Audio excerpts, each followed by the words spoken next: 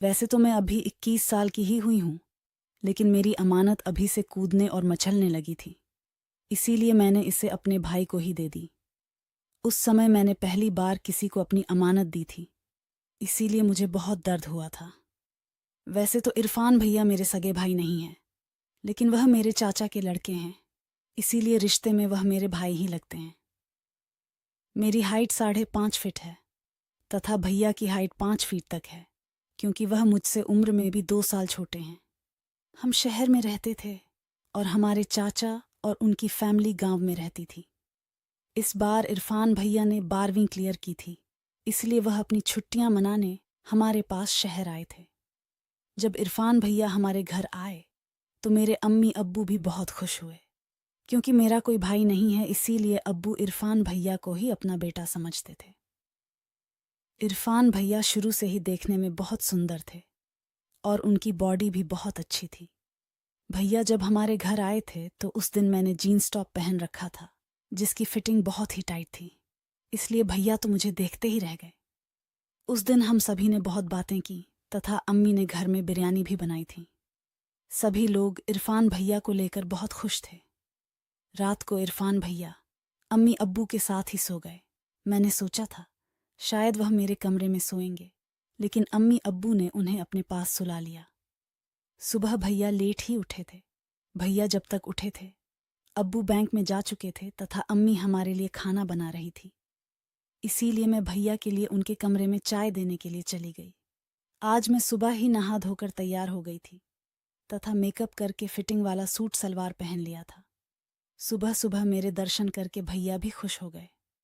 उन्होंने देखते ही कहा कि दीदी, आप तो एकदम कहर उठा रही हो, आज इतना किसके लिए सजी हो। तभी मैंने भैया से कहा कि और किसके लिए सजूंगी पागल, घर में एक तुम ही तो आए हो। तभी भैया बोले कि भला मेरे लिए इतना सजने संवरने की क्या जरूरत है, मैं कौन सा तुम्हारा शौहर लगता हूं।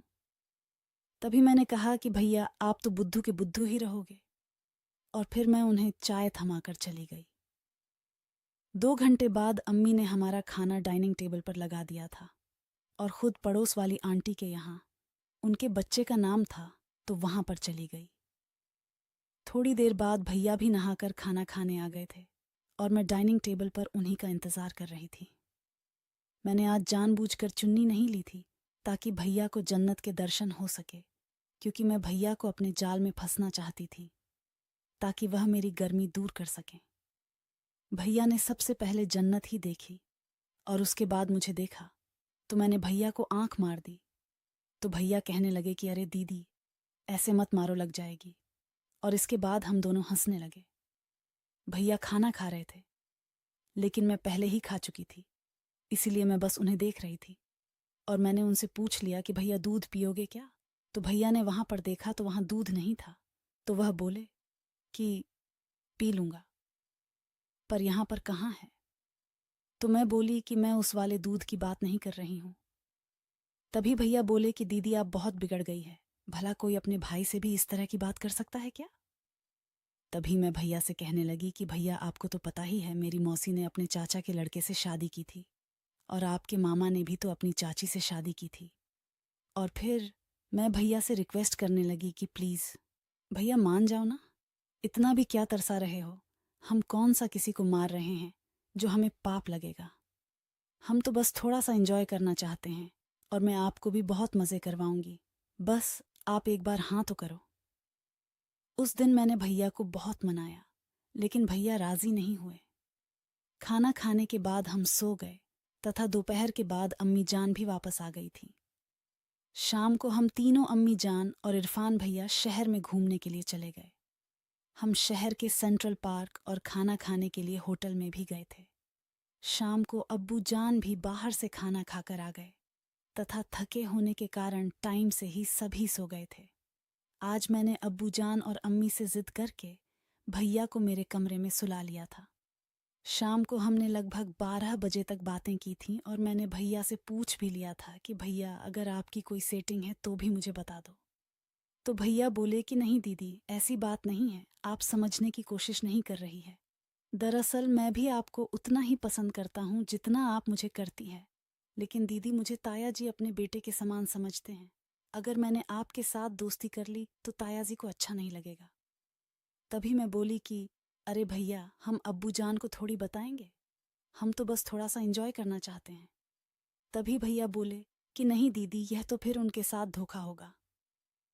तो फिर मैंने भैया को तिरछी नजरों से देखते हुए बोला कि चलो कोई बात नहीं, अगर आपको मजे नहीं लूटने तो फिर रहने देते हैं। तभी भैया बोले कि नहीं दीदी, आप तो बुरा मान गई, मेरा भी दूध पीने का मन करता है। तो मैंने कहा कि फिर पी लिया करो ना, इतना डरते क्यों हो। उस रात से भैया मेरे साथ काफी फ्रैंक हो गए थे। उस रात हम दोनों ने मिलकर आपस में बहुत सारी ऐसी वैसी बातें की। हम हंस खेल कर बस सोने ही वाले थे कि तभी मुझे अम्मी जान के कमरे से थोड़ी थोड़ी आवाज सुनाई दी। तभी मैंने भैया से कहा कि चलो भैया, देख कर आते हैं, कहीं वह फिर से झगड़ा तो नहीं करने लगे। तभी भैया ने पूछा कि कैसा झगड़ा। तो मैंने कहा कि कभी कभार अब्बू जान पीकर आ जाते हैं तो अम्मी उन्हें फिर बहुत डांटती है। तभी भैया बोले कि नहीं दीदी, आपका वहम है, कोई भी आवाज नहीं आ रही। लेकिन तभी अम्मी जान की चीख सुनाई दी। तो फिर भैया बोले कि हाँ, आ तो रही है, चलो देख कर आते हैं, कहीं उन्हें हमारी मदद की जरूरत ना हो। अम्मी जान की चीख सुनकर मैं तो वहीं समझ गई थी कि क्या चल रहा है, लेकिन मैं भी मजे लेना चाहती थी, इसीलिए भैया को जानबूझकर ले गई। हम दोनों जब अम्मी जान के कमरे में पहुंचे तो आगे दरवाजा बंद था, तो हम खिड़की में से झांक कर देखने लगे, लेकिन वहां भी हमें कुछ दिखाई नहीं दिया क्योंकि काफी अंधेरा था। लेकिन अम्मी जान की आवाज जरूर सुनाई दे रही थी और वह बस यही कह रही थी कि धीरे धीरे करिए ना। और तभी अम्मी जान फिर से चीख पड़ी। उन दोनों की आवाजें सुनकर हम समझ चुके थे कि क्या चल रहा है। तभी अब्बू जान ने एकदम से लाइट ऑन कर दी और फिर अंदर का दृश्य देखकर तो हमारी सांसें ही रुक गई। भैया तो तभी वहां से जाने लगे, लेकिन मैंने ही उन्हें हाथ पकड़कर रोक लिया। अम्मी जान अब्बू को कह रही थी कि अभी तो 10 ही मिनट हुए हैं और आप अभी से थक गए। इसके बाद हम दोनों मुस्कुराते हुए अपने कमरे में चले गए। अंदर जाते ही इरफान भैया बोले कि आप तो बड़ी ही चालू चीज हो दीदी। तभी मैंने कहा कि इसमें चालू वाली कौन सी बात है, ये सब हुआ तभी तो हम हुए। बस फर्क सिर्फ इतना ही है कि मैं इन सभी को एंजॉय करती हूँ और यह कोई गलत काम तो नहीं है। तभी भैया शर्माते हुए बोले कि दीदी, वो मुझे भी भूख लग रही है, थोड़ा दूध पीने को मिल जाए तो। तभी मैंने भैया की टांग खींचते हुए कहा कि अच्छा, तो अब तुम्हें दूध भी पीना है? अरे पागल, मैं रिश्ते में तुम्हारी दीदी लगती हूँ और तुम अपनी दीदी से इस तरह की बातें कर रहे हो। मेरा इतनी मजाक करते ही इरफान भैया तो पानी पानी हो गए, लेकिन फिर मैं जोर जोर से हंसने लगी। इरफान भैया बोले कि बस भी करो दीदी, आप तो हमेशा मुझे डराती रहती हो। तभी मैं बोली कि अच्छा ये लो, पी लो, दूध या कोई शुभ मुहूर्त निकलवाना पड़ेगा। लेकिन भैया शर्मा गए थे तो वह नहीं पी रहे थे। फिर मुझे लगा कि अब मुझे ही कुछ करना पड़ेगा, तो मैं ही अपने हाथों से भैया को दूध पिलाने लगी। तब मुझे पता चला कि भैया भी कितने भूखे हैं। वह आधे घंटे तक दूध पीते रहे और जब भैया दूध पी रहे थे तो मेरी खुशी का तो कोई ठिकाना ही नहीं था। सच बताऊं तो मेरी तो मोटर का पानी ही निकल गया था। आधे घंटे बाद भैया बोले कि बस दीदी, अब मुझसे और नहीं पिया जाएगा। वास्तव में आज दूध पीकर मजा आ गया। मैंने तो पहली बार दूध पिया है, बहुत मीठा था। तभी मैं बोली कि इसीलिए तो मैं कह रही थी भैया, अगर आप अपनी दीदी का फायदा उठाना चाहते हो तो उठा लिया करो, वरना ऐसी दीदी हर किसी को नहीं मिलती। तभी मैं भैया से बोली कि अच्छा, अब मुझे घोड़े की सवारी कराओगे या फिर नहीं? तो भैया बोले कि नहीं दीदी, सवारी तो मैं आपको करवा दूं, लेकिन मुझे डर लग रहा है, कहीं 9 महीने बाद आपकी सूनी गोद ना भर जाए। भैया से ऐसी बात सुनकर मैं तो एकदम ही उदास हो गई।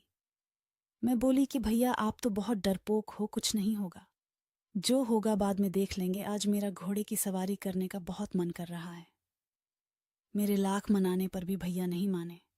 उन्होंने कहा कि नहीं दीदी, कहीं कुछ गलत हो गया तो फिर हमसे नहीं संभलेगा। तो काफी देर सोचने के बाद मैंने भैया से कहा, चलो ऐसा करते हैं, मैं अम्मी के कमरे से जाकर गुब्बारा ले आती हूँ, उसके बाद तो करवा दोगे ना? मेरे मुंह से ऐसा सुनकर भैया और भी डर गए। वह बोले कि पागल हो क्या, इतनी रात को, और वह भी ताया जी के कमरे से। आपको तो बिल्कुल भी डर नहीं लगता। मैं जाने ही वाली थी कि तभी भैया ने मेरा हाथ पकड़कर रोक लिया। बोले कि नहीं दीदी, हम कल बाजार से ले आएंगे। अगर ताया जी जाग गए तो उससे भी बड़ी प्रॉब्लम खड़ी हो जाएगी। आप आज और रुक जाओ। तभी मैं रुआने अंदाज में बोली कि नहीं भैया, आप बात को समझ नहीं रहे हैं। मैं अब बिल्कुल भी बर्दाश्त नहीं कर सकती। अब तो बस के बाहर हो रहा है। तभी भैया ने मुझे काफी समझाया और उसके बाद रात भी बहुत हो चुकी थी, तो हमें कब नींद आ गई पता ही नहीं चला। सुबह हमेशा की तरह भैया तो लेट ही उठे थे, लेकिन मैं जल्दी ही खड़ी हो गई थी और अम्मी जान को काम में हाथ बंटा रही थी। अब्बू जान भी 9 बजे तक बैंक में जा चुके थे। मैं हमेशा की तरह सुबह सुबह ही नहा ली थी और भैया के कमरे में चाय देने के लिए चली गई थी। आगे भैया फोन चला रहे थे तथा चाय का ही इंतजार कर रहे थे। मुझे देखकर वह धीमे धीमे मुस्कुराने लगे, क्योंकि उन्हें रात वाली बातें याद आ गई थीं। मैं भी उन्हें देखकर मुस्कुराने लगी। तभी मैंने भैया से पूछा कि अच्छा तो क्या पियोगे, चाय पियोगे या फिर दूध पियोगे? तभी भैया हंसते हुए बोले कि नहीं दीदी, मेहरबानी करो, सुबह सुबह तो मैं चाय ही पीऊंगा। अभी तक रात वाला दूध भी पूरी तरह से हजम नहीं हुआ। तभी मैं मुस्कुराते हुए बोली कि तुम्हारा पाचन तंत्र तो बहुत ही कमजोर निकला भैया। और मैं उन्हें चाय देखकर अम्मी जान की मदद करने रसोई में वापस चली गई। भैया चाय पीकर नहा धो लिए और टीवी देखने लगे। अम्मी जान भी खाना बनाकर आराम करने लगी। इसके बाद मुझे तो वही बात सता रही थी कि अब बाजार जाना है, इसीलिए मैंने अम्मी जान से इजाज़त ले ली। पहले तो मैं भैया को अपने साथ ले जा रही थी, लेकिन अम्मी जान ने उन्हें रोक लिया, क्योंकि अम्मी जान भैया से पंखे साफ करवाना चाहती थी, क्योंकि उनका हाथ पंखों तक नहीं पहुंचता है। इसलिए मुझे अकेले ही बाजार जाना पड़ा। बाजार जाते ही मैंने सबसे पहले फल सब्जियां खरीदी और अम्मी जान ने दर्जी को अपना सूट सिलवाने को दिया था, तो वह ले लिया। और इसके बाद मैं सीधे ही मेडिकल स्टोर चली गई। मेडिकल में जाने से पहले मैंने दुपट्टे से अपने मुंह को ढक लिया था ताकि कोई प्रॉब्लम ना हो। और इसके बाद मैंने जाते ही उनसे चॉकलेट वाला गुब्बारा मांग लिया, क्योंकि मुझे चॉकलेट की खुशबू बहुत पसंद थी। मेडिकल वाले भैया ने पहले तो मेरी तरफ देखा, लेकिन उसके बाद बिना कुछ बोले मुझे बलून दे दिया। इसके बाद मैंने सोचा कि भैया के लिए गोलियां भी ले लेती हूँ, क्योंकि उन्हें देखकर मुझे लग रहा था शायद उन्हें इसकी ज़रूरत पड़ेगी। तो मैंने उनसे गोलियां भी मांग ली, लेकिन पता नहीं क्यों उन्होंने मुझे गोली देने से इनकार कर दिया। फिर मैंने उनसे ज़्यादा बात नहीं की और गुब्बारा लेकर बाहर आ गई। फिर मैंने सोचा शायद इनके पास नहीं होगी, तो मैं दूसरे मेडिकल स्टोर पर चली गई, लेकिन उन्होंने भी मुझे टैबलेट नहीं दी। अब मुझे क्लियर हो गया था कि मुझे ऐसे तो टैबलेट नहीं मिलने वाली। फिर मैंने असलम को फ़ोन किया। असलम 12th क्लास में मेरे साथ पढ़ता था और वह मुंह पर लाइन मारा करता था, लेकिन उस वक्त पता नहीं मुझे इन चीज़ों में इतनी दिलचस्पी नहीं थी, तो मैंने उसे सिर्फ दोस्त तक की सीमित रखा। असलम के बड़े भाई का यहाँ पर मेडिकल स्टोर है, लेकिन असलम अब खुद कराची चला गया है। असलम को फ़ोन करते ही पहले तो वह मुझे नहीं पहचान, लेकिन बाद में पहचान गया। जब मैंने उनसे टैबलेट के बारे में कहा तो वह एकदम से हैरान हो गया और बोला कि अरे जरीना, तुम्हारी शादी कब हो गई? तुमने तो मुझे शादी में भी नहीं बुलाया। तो मैंने उसे मुस्कुराते हुए कहा कि नहीं, वह बात नहीं है, मैं अभी भी कुंवारी ही हूँ। तो असलम बोला कि अच्छा, तो फिर किसके लिए गोलियां ले जा रही हो?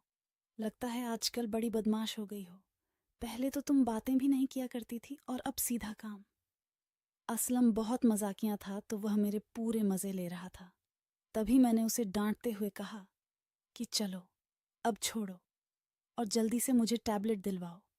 तो असलम बोला कि तुम हमारे स्टोर पर चली जाओ, मैं भैया को फ़ोन कर दूंगा, तुम बस उन्हें अपना नाम बता देना।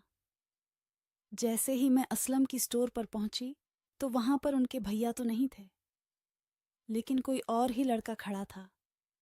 तो उसने मुझे जाते ही नाम पूछ लिया कि आपका ही नाम जरीना है क्या? तो मैंने हाँ में सिर हिला दिया।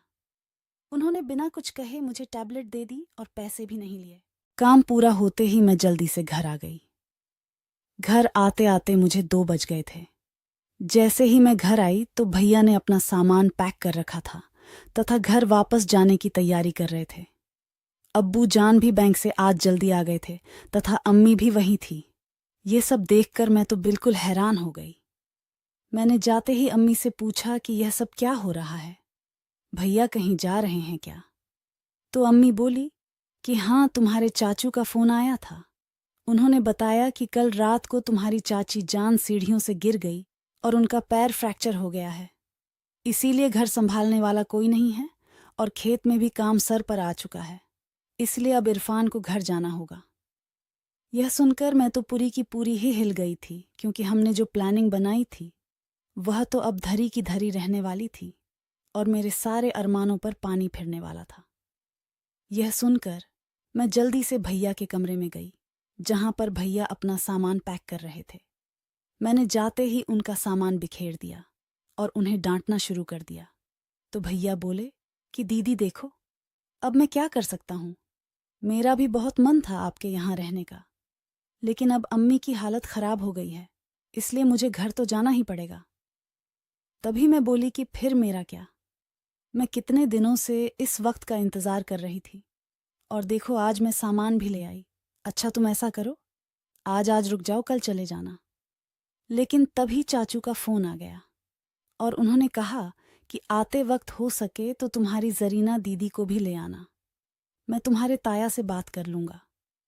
अगर जरीना की पढ़ाई नहीं चल रही है तो वह 4-5 दिन घर का काम संभालने में हमारी मदद कर देगी। इसलिए एक बार तुम जरीना से पूछ लेना। फ़ोन स्पीकर पर था और चाचू के मुंह से ऐसी बातें सुनकर मेरी तो खुशी का कोई ठिकाना ही नहीं रहा। इसके बाद मैं सीधा ही बाहर आई और अब्बू को बताया तो उन्होंने भी मुझे मना नहीं किया और फिर मैं भी भैया के साथ गांव जाने के लिए तैयार हो गई। अब्बू जान हमें रेलवे स्टेशन पर चढ़ा आए। सारे रास्ते भैया सामान से खेलते हुए गए और वह तो ट्रेन में भी दूध पीने की जिद करने लगे, लेकिन पैसेंजर काफ़ी बैठे थे। हम गांव पहुंचे तो अंधेरा काफ़ी हो गया था। चाचू और चाची दोनों ही दरवाजे पर बैठे हमारा ही इंतज़ार कर रहे थे। हमें देखकर वो बहुत खुश हुए। चाचा जान ने पहले से है खाना बना रखा था, तो हमने जाते ही सबसे पहले खाना खाया, फिर नहाकर आपस में बातें की और थमने की वजह से हम जल्दी ही सो गए। चाचा जान और भैया बाहर सोए, मैं चाची के पास ही सो गई। सुबह होते ही मैंने सभी के लिए चाय बना दी तथा चाची जान के पैरों की मसाज भी कर दी। भैया आज भी हमेशा की तरह लेट ही उठे थे। तब तक चाचू जान खेत में जा चुके थे। इसके बाद मैं रसोई घर में खाना बनाने लगी। मैं सब्जियां काट रही थी, तभी भैया भी चाय नाश्ता करके रसोई में मेरी मदद करने आ गए। गर्मी के कारण मेरा पूरा शरीर पसीने से भीग चुका था। मुझे पसीने में भीगा देखकर भैया बोले कि कैसी हो दीदी, लगता है आपकी गर्मी आज निकल रही है। तभी मैंने भी उन्हें नखरे दिखाते हुए कहा कि आपसे तो कुछ होता नहीं। तभी भैया बोले कि दीदी आज बस आप तैयार हो जाओ, आज शाम को हम खेत चलेंगे और फिर देखना मैं क्या क्या करता हूँ। आपको रुला न दूं तो मेरा नाम बदल देना। तभी मैं बोली कि अब बस भी करो भैया, रहने दो, इतनी भी मत फेंको। लेकिन मैं अंदर ही अंदर खुश हो रही थी और अब मैं शाम होने का इंतज़ार करने लगी थी। मैंने जल्दी से खाना बना लिया था तथा चाची जान को खिला दिया। भैया के लिए भी टेबल पर खाना लगा दिया और हमने मिलकर खा लिया। दोपहर तक चाचा जान भी खेत से आ चुके थे, तो जब तक वह नहा कर आए मैंने उन्हें भी खाना लगा दिया। इसके बाद मैं नहा धोकर तैयार होने लगी। मैंने लाल रंग का सूट पहना तथा थोड़ा मेकअप करके परफ्यूम भी लगा लिया और आज मैंने जूड़ा बना लिया ताकि बाल वाल खराब ना हो। इसके बाद दोपहर में हम सभी सो गए। करीब 5 बजे तक मौसम ठंडा हो गया था, इसलिए मैंने चाय बना ली। सभी ने चाय पी ली और तभी चाचा जान खेत में जाने लगे, क्योंकि गन्ने की फसल पक चुकी थी और खेत में कोई आवारा जानवर ना घुस जाए, इसलिए निगरानी के लिए जाना पड़ता था। लेकिन आज भैया ने चाचा को पहले से ही कह दिया कि अब्बू आज मैं और दीदी खेत में जाएंगे, इसी बहाने हम थोड़ा घूम आएंगे। दीदी भी 2-3 दिनों से घर में ही है, तो चाचू मान भी गए। भैया ने बाइक निकाली और हम दोनों खेत चले गए। मैंने पहले से ही गुब्बारा ले लिया था तथा भैया को गोली भी चाय के साथ दे दी थी। खेत जाते ही भैया मुझे अपने गन्नों के खेतों के बीचों बीच ले गए ताकि कोई भी हमें देख ना सके, और वहां पर उन्होंने कुछ गन्नों को काट कर जगह भी साफ कर ली। इसके बाद में वो एक चारपाई भी ले आए। शाम का मौसम था और ठंडी हवाएं भी चल रही थीं। आज पहली बार मुझे घबराहट महसूस हो रही थी। तभी भैया बोले कि दीदी, अब जल्दी से झुको। पता नहीं आज मुझे क्या हो गया है, ऐसा लग रहा है जैसे अगर आज मुझे दवाई नहीं मिली तो मैं मर ही जाऊंगा। इसके बाद मुझे आज भैया ने अपने खेत में ही गन्ने का रस पिलाया। वैसे मैं नहीं पीना चाहती थी, लेकिन भैया ने जानबूझकर पिला दिया। आधे घंटे तक मैंने गन्ने का स्वाद चखा। वह सच ही कह रहे थे, मेरी आंखों से पानी बहने लगा, लेकिन फिर भी मैं मुस्कुरा रही थी। मेरी बस हो चुकी थी तो मैंने भैया से कह दिया कि बस भैया, आज के लिए इतना ही, अब मेरा पेट भर गया है। तभी भैया रुक गए और हमने आधे घंटे तक वहीं आराम किया। समय बहुत हो चुका था और अंधेरा भी होने लगा था, तो भैया बोले कि चलो दीदी, अब हमें घर चलना चाहिए, कहीं अब्बू जान परेशान ना हो। लेकिन सच कहूं तो मैं खड़ी भी नहीं हो सकी थी। इसके बाद भैया ने ही मुझे उठाया और बाइक पर ले जाकर बिठाया। घर जाकर सबसे पहले तो हम नहाए और उसके बाद भैया ने ही खाना बनाया। मैं तो बस रसोई घर में बैठी थी क्योंकि मेरी सारी गर्मी आज निकल चुकी थी। तभी भैया भी मेरा पूरा मज़ा ले रहे थे और वह भी बार बार मुझे छेड़ रहे थे कि क्या हुआ दीदी, एक दिन में ही पंचर हो गई। शाम को खाना खाकर मैंने भैया से पेन रिलीफ वाली गोली मंगवा ली, जिसे खाने के बाद ही मुझे नींद आई। अगले 5-6 दिनों तक मैंने भैया को अपने पास भी नहीं भटकने दिया था, लेकिन वह मुझे हर वक्त चिढ़ाते रहते थे कि चलो दीदी, गन्ने के खेत में चलते हैं, और मैं बस मुस्कुरा कर रह जाती। सच बताऊं तो अब हमारा निकाह हो गया है, क्योंकि आपको तो पता ही है कि सच्चाई ज़्यादा दिन नहीं छुपती। एक दिन मैंने और भैया, मैं घर में ही माहौल बना रखा था और हमारी खराब किस्मत की चाची जान ने हमें देख लिया। इसके बाद चाचू और चाची जान ने हमें खूब डांटा तथा भैया को तो मार भी लगा दी। फिर उन्होंने मेरे अम्मी अब्बू को गांव बुला लिया। जब उन्होंने हमसे पूछा तो हमने उन्हें सारी सच्चाई बता दी कि हम पिछले 1 महीने से यह सब कर रहे हैं। हमने भी उनसे बहुत माफ़ी मांगी कि हमसे गलती हो गई है, हमें प्लीज़ माफ़ कर दो। लेकिन फिर अम्मी अब्बू ने और चाची चाचू ने आपस में फ़ैसला करके हमारा निकाह करवा दिया, क्योंकि अब इसके